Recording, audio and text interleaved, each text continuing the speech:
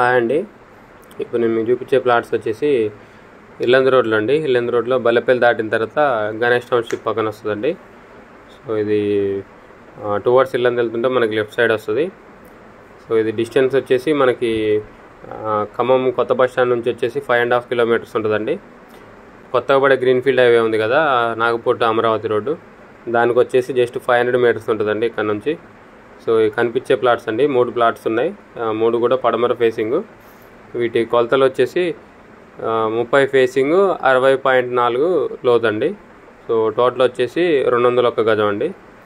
So లాంగ్లో కనిపించే vehicles వెళ్తున్నాయి కదా, అది ఇల్లందు రోడ్ అండి. జస్ట్ ఒక 100 మీటర్స్ ఉంటుందండి ప్లాట్ దగ్గర నుంచి ఇల్లందు రోడ్డుకి, మెయిన్ రోడ్డుకి వాకబుల్ డిస్టెన్స్. సో ఇది సుడా అప్రూవ్డ్ లేఅవుట్, మొత్తం సీసీ రోడ్లు వెంచర్లో, డ్రైనేజ్, ప్రతి ఫ్లాట్కి ట్యాప్ కనెక్షన్ ఉంటుంది. యాజ్ పర్ సుడా నామ్స్ ప్రకారం డెవలప్మెంట్స్ ఏవైతే ఉంటాయో అవన్నీ ఉంటాయండి. ఎలక్ట్రిసిటీ, స్ట్రీట్ లైట్స్, పార్క్స్ ఇవన్నీ ఉంటాయండి. దీని రేట్ వచ్చేసి 23,000 చెప్తున్నారండి.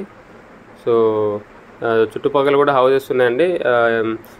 వెంచర్ డెవలప్మెంట్స్ అన్ని కంప్లీట్ అయిన తర్వాత ఇమీడియట్గా ఇల్లు కట్టుకోవాలన్నా కట్టుకోవచ్చు అండి. సో దీంట్లో ఆల్రెడీ హౌసెస్ కోసం ప్లాన్ చేస్తున్నారు.